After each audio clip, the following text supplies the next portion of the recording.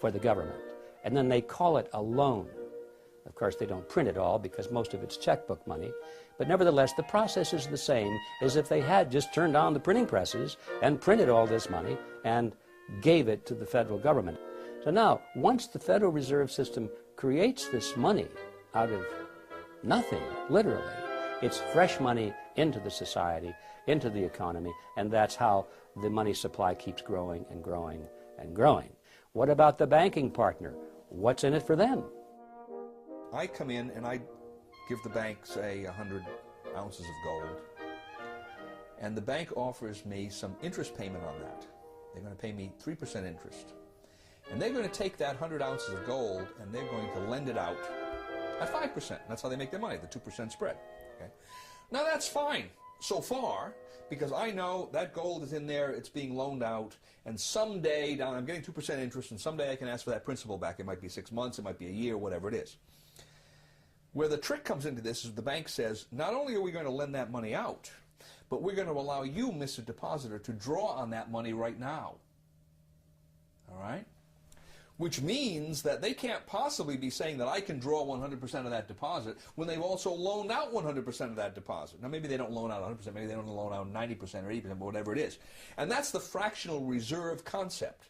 They don't have enough reserves to pay out all of these obligations that they've made, especially with respect to paper currency, because usually that's the way it worked. Now, why do they do this? Well, they do this because they make money. Right? If I can loan out essentially more than I have in my reserves, by that difference I'm increasing interest payments. So the bankers are beneficiaries of this, and obviously the first lender, the person that receives that money, is a beneficiary because he's getting money they wouldn't have gotten otherwise, even though he has to pay interest on it. But then what happens down the line, this is the fascinating part about it. The market has set prices and wages on the basis of what it believes is the total amount of money that's in circulation. Along come the banks and they start generating new money that the market doesn't know about. It finds out about it because the money goes into circulation. So I'm the first user of this money. I've just received the loan from the bank. I'm going to go out and buy cement with it. And when I buy cement with it, cement is at the original market price. Now, as that money starts percolating into society, the market realizes there's more money than there was before. More money chasing the same amount of goods means the prices of goods go up, right? So eventually, somewhere down the line, that same cement that I just bought for $5 a pound is going to cost someone else $6 a pound. Now, if he buys that cement at $6 a pound before his income has increased commensurately, what's happening to his real wealth? He's losing real wealth, right? His costs have gone up, his income stays the same, his real wealth is decreased. Whose real wealth has increased in this transaction? Mine and the bank's, because we got the full value of the money right at the beginning. So this system transfers wealth. Somehow, you can't exactly follow it, but the principle is there. It transfers wealth from society to the creators of money. For every $1 billion that's put into the banks, I, as a commercial banker, can create an additional $9 billion and push them out into the economy as loans. Now that $9 billion based on the $1 billion, which itself was created out of nothing, all of it is just fiat money. It's created out of nothing, but the commercial banks get the bigger end of the deal, as you can see. They can create 9 for the private sector called loans, and these are genuine loans, and that is where our money comes from. That is how money is created. Every bit of it is created in this fashion. Every bit of it is based upon debt, and that debt creates money that literally has nothing behind it at all. Now this is how money is created in the Western world. And it's an amazing story. Only a very few people at the top know how money really comes into existence. Best estimates say that a network of about 7,000 people, mostly located in large urban areas worldwide, facilitate the acquisition and control of the voting stock of these banks by proxy. The marching orders as to where literally hundreds of trillions of dollars of monetary power will be directed are believed to be given by the 7,000 on instructions from an insider control group we estimate to number about 300. Of the 300, many are related to one another by blood, marriage, and business ties, and, it would seem, have family ties to the original robber barons of the Industrial Revolution at the turn of the 19th century. More importantly, however, most of the 7,000 involved in this group may be largely unaware of their negative effects on society. They may sincerely, but naively, believe they are simply doing good. Nevertheless, now talking about the 300 who form the inner controlling body, we estimate that about 50 of this group are anything but naive.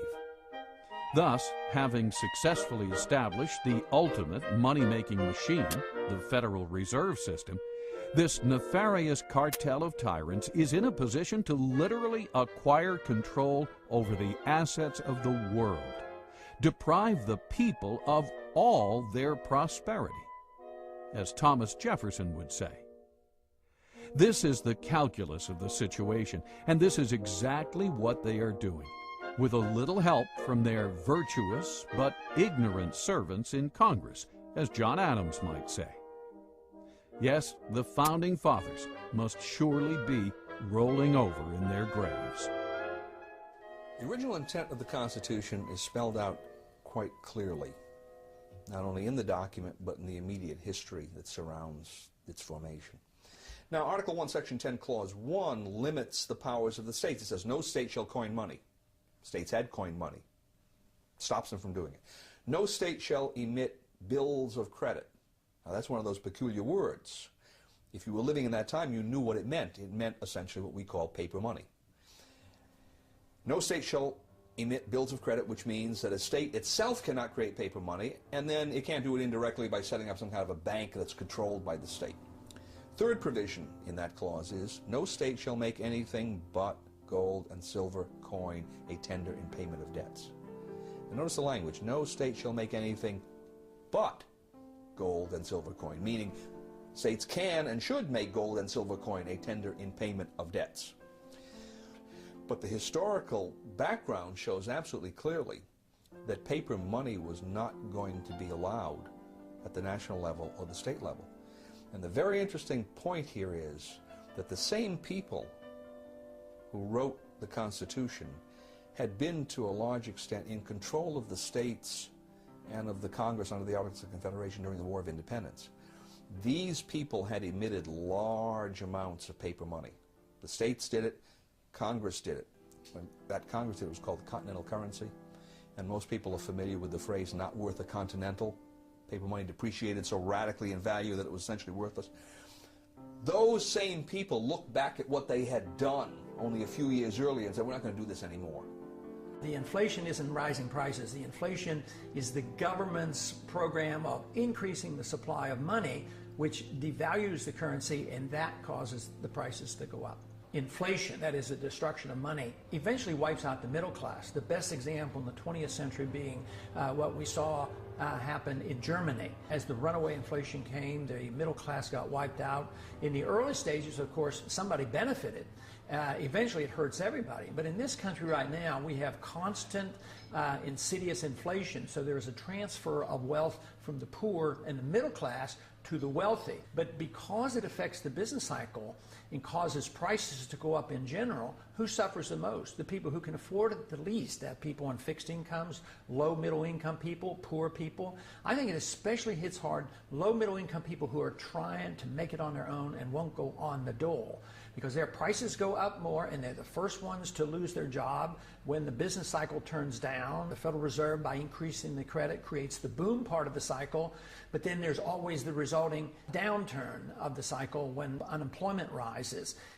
We're always live. It's almost impossible to believe that the all-powerful dominant media, what Bill O'Reilly calls the elite media, would endlessly cover all these issues, yet be silent on the very subject that is common to all of them: money, and the entity that creates and manages the so-called money supply, the Federal Reserve System.